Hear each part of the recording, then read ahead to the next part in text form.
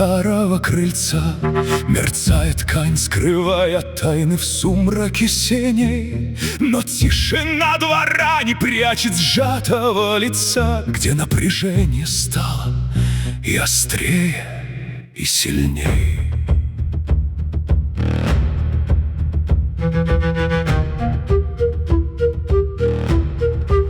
Мерцает над тканью рука, закрывая пространство, и прячется в сумрак земли колдовской пескожил. Афинист молчит, но в глазах его тоже упрямство и тяжесть, которую воин еще не изжил.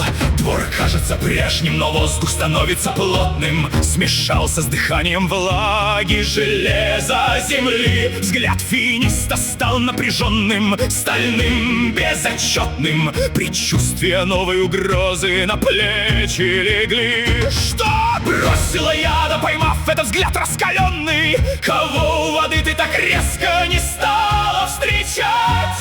Она не успела ответить, как лязг затаенный взорвался колодцем, срывая глухую печать.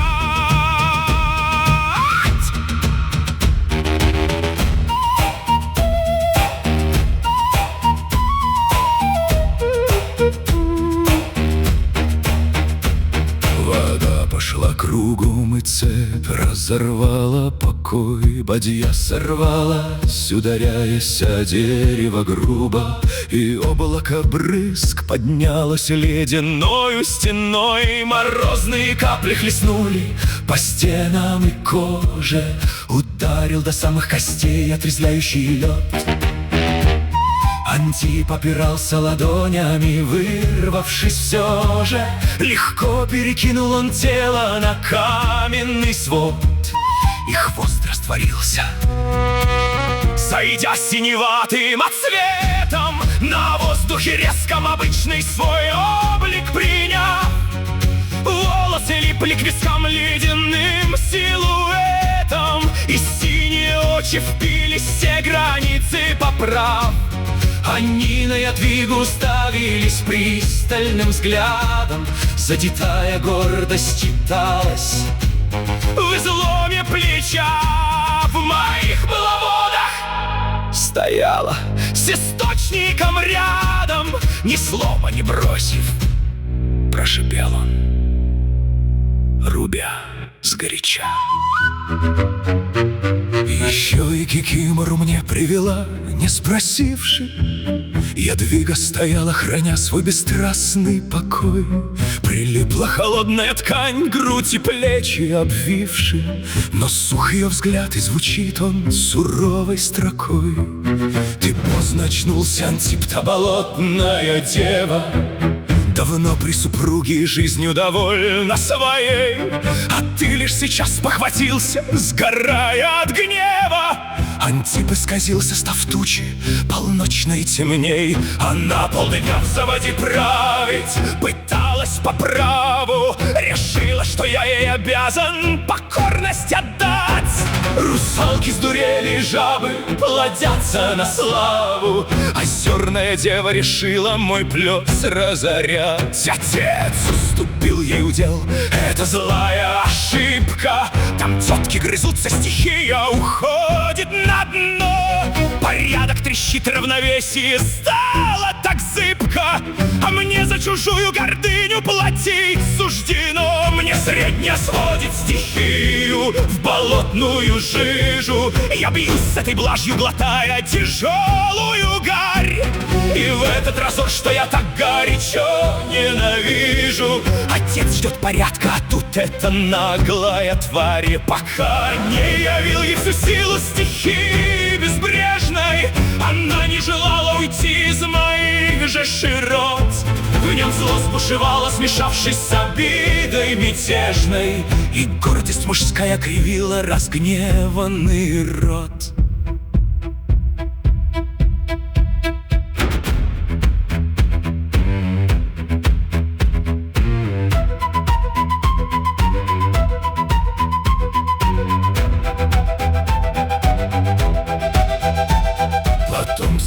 Вдруг вода в глубине поднимается тяжелым и плотным столбом над колодцем дрожа. В дугу выгибаясь змеей ледяной извивается и бьет в ее сторону хуже слепого ножа. Ядвига успела вдохнуть и повести ладонью, чтоб встречную магию в плотный барьер закрутить. Но мига не хватит пред этой холодной погоней, и финист рванул ее резко, чтоб телом укрыть. Она ударяется в грудь, он, спасая мгновенно, накрыл ее сверху собою. Удар заслоня, вода бьет по финисту плотно, жестоко, надменно, и выбила выдох в безжалостной хватке казня. Ядвига успела, пока длилась эта атака, почувствовать ясно, насколько он выше ее. Как яростно, крепко он принял удар из мрака, и холод до нитки пронзил их двоих острием. Вода отступил, он выдохнул тяжко и глухо, объятия сразу не смея свои разжимать. Стекала вода по виску его, падая сухо.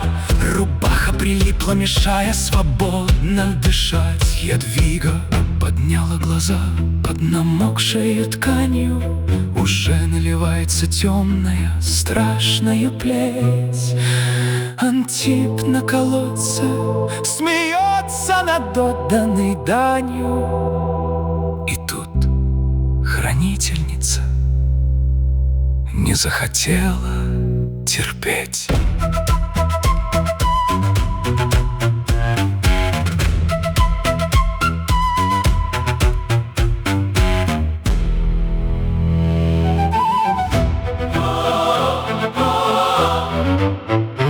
Лицо ее застыло, став пугающе строже, и финист отступил на шаг, поняв ее предел.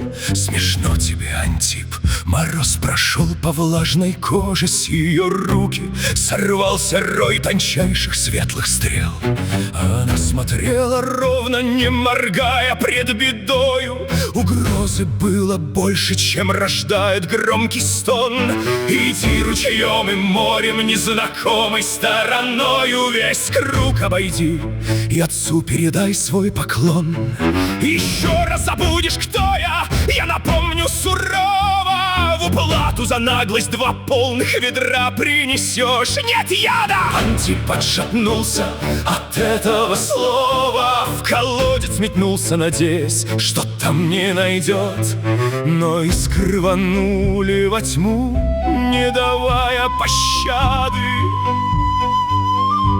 Глухое проклятие мгновенно ушло в глубину. В заповедном лесу не бросают пустующих слов. Здесь магия судит по весу, по чести, по сути. И воин, привыкший к защите израненных снов, встает монолитом для той, кто не терпит распутий.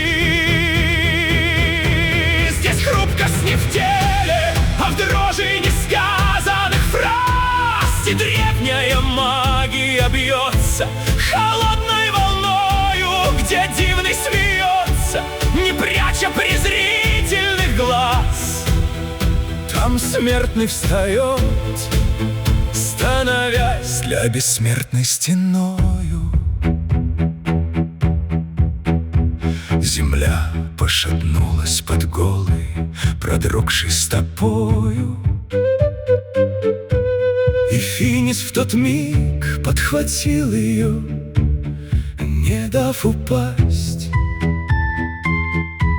Он двигался молча, ведомый своей правотою, не слушая гордость, имевшую прежнюю власть. Пусти начало, помолчи, ты насквозь ледяная. Отсек он привычно, движения снова тверды. И тут она поняла, дрожь сквозь него осязая. Он сам еле терпит удары холодной воды. На землю поставь, в ней упрямство и старая гордость. Он шага не сбавил, движения опять тяжелы. Нет, стынет вода, он ответил, храня свою твердость. Нам надо в тепло, отойдешь от холодной иглы. Согреешься, выберешь горячего, спорить позднее. Зачем утаил, что этот хозяин сбешен? Я здесь для чего? Прохрипел он все суше и злее, опять обесценен, опять своей службы лишен.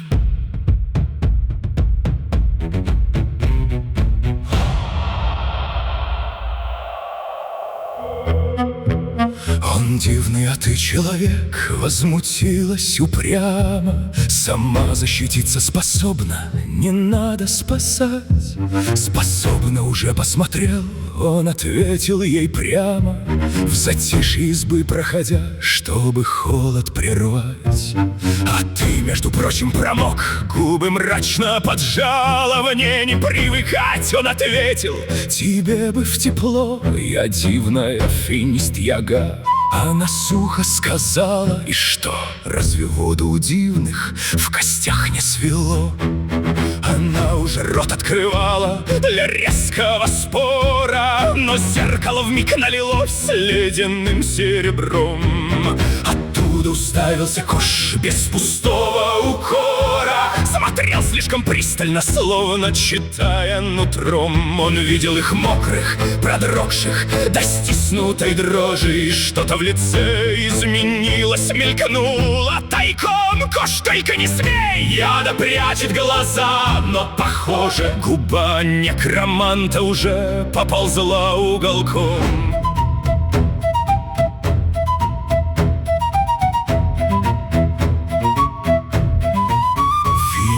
Бережно ставит ядвигу на твердые доски. Никакой суеты, осторожность натруженных рук. Она делает шаг, отстраняясь от этой загвоздки, разрывая незримый внезапно сомкнувшийся круг. Поправляет рубаху, что липнет к осявшему телу, и сдувает со лба тяжесть влажной прилипшей пряди. Она сразу без пауз подходит к тяжелому делу, впиваясь глазами в свечение зеркальной глади. Лучше сразу скажи, для чего ты выходишь на связь? Ее голос звучит так подчеркнуто сухо и колко. А то вижу лицо, ты начнешь издеваться, смеясь. И от слов твоих нынче не будет ни смысла, ни толка. Но Кощей не язвит, вмиг насмешка ушла без следа. Василий стал сигнал, говорит без пустых предисловий, и лицо у владыки становится жестче гранита. В этот раз все серьезней, без мелких пустых пустословий. В глубине горных недр поднимается страшная свита. Намечается там в темноте из подземного мира прорыв. Он пока держит нити, один закрывая проходы. Но один может рухнуть, сорвавшись в кипящий обрыв. Нужно срочно идти на подмогу под горные своды. И Ядвига щурится, тут же у зеркала перестает. Убирает ладонь, вода каплями катится с пряди. Ее мокрая ткань до сих пор к ней отчаянно льнет. Но лицо застывает в суровой, незыблемой глади. Холод в комнате дышит предчувствием скорой беды, оттесняя заботу мужских рук и ярость воды.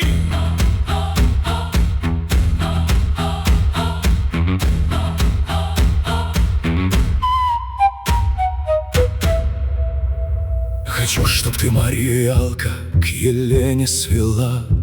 Продолжает бессмертный, читая пространство узоры.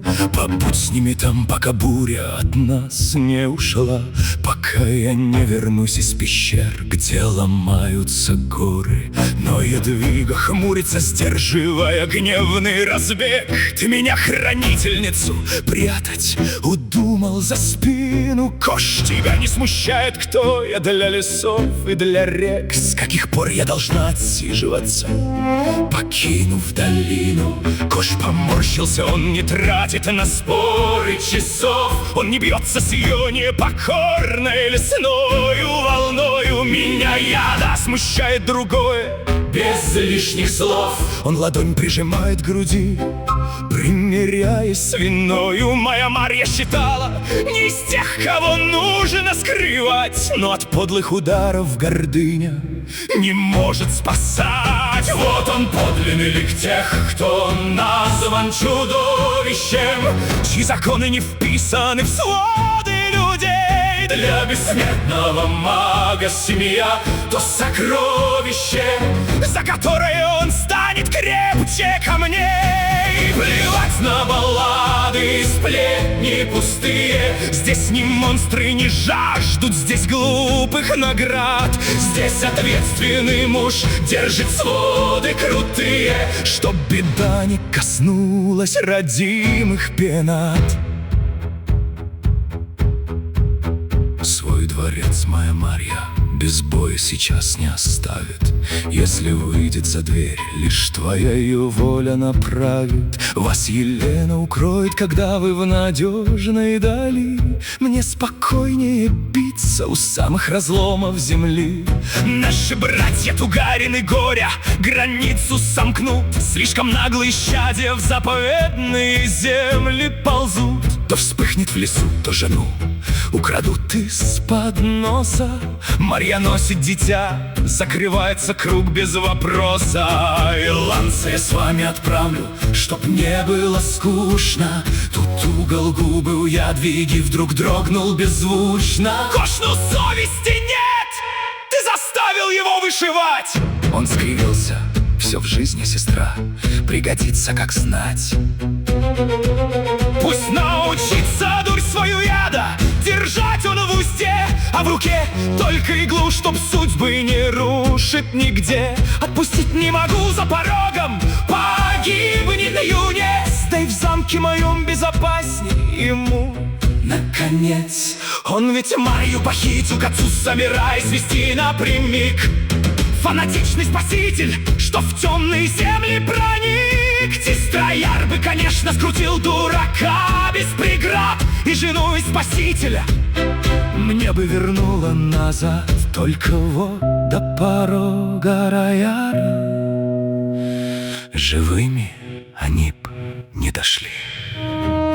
У трубадуров, рыцарей правда всегда однобока. Справедливость их выгодна, если судить издалека. Инквизиторам проще костры на площадях разжечь, чем признать, что без дивных и мир от беды не сберечь. Ведь условное добро или зло все зависит от взгляда. Только дивные молча в крови держат мир от распада.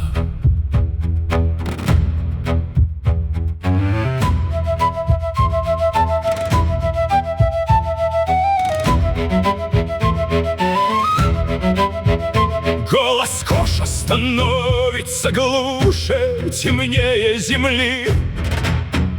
Тот, кто все это начал, не шутки на деле шутил. Простака подобрал и вслепую его натравил.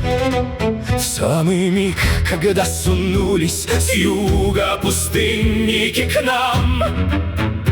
А ведь долгих 5 лет не бродили по этим краям. И еще эти странные, эти глухие следы. Он Внезапно осекся у самой границы беды.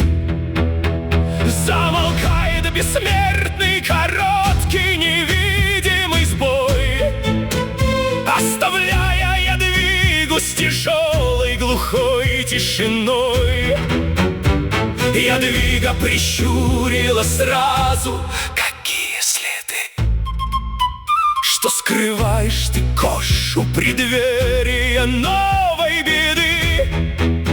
В амальгаме мелькнула заминка, секунда молчания, незаметная глазу, но яд читает сознание.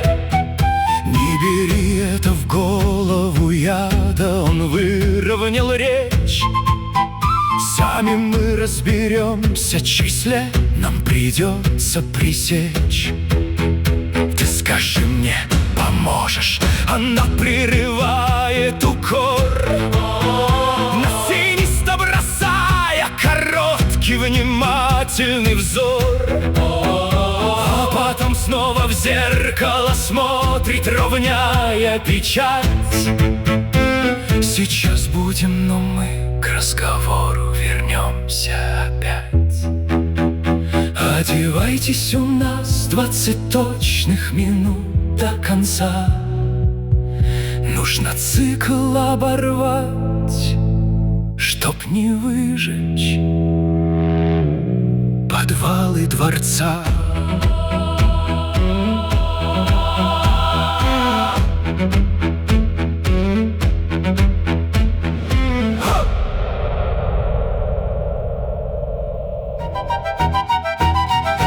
После того переводит бессмертный свой взгляд на чужого бойца, что ни шагу не сделал назад. Мокрый хмурый воитель, отстроивший внутренний щит, откровенно встав рядом с Ядвигой, как твердый гранит. В уголке рта у князя опасно дрожит полусмех. Понимание равных, читающих суть без помех, смотрит прямо на яду, оставив державную власть. И как угораздило яда в такое попасть. Ядвига вспыхнула: только меня ты не дергай. Скажи лучше, Кош, где служанка? Нашел ли ты ту, что Марью поила и рыцарю дверь отперла? Афинист молчит, не отходит, рубаха легла на сильные плечи тяжелою мокрою сетью. Он в их диалог не встревает пустым междометием. Он держит взгляд князя так, словно давно распознал. Бессмертный не монстр, бессмертный опора и шквал. Два хищника чести сцепились в молчании равном. Кощей качнул мрачно своей головой в этом главном. Словно в воду упала, не чую я след за стеной. Ни смерти, ни души, был контур рабочий один. Мой тесть выбирал ее сам из надежных дружин. Проверяли, не раз было чисто, и вот предают, разберусь. Но сейчас к Василиску маршруты зовут. Что у тебя? Он спросил уже сухо и строго.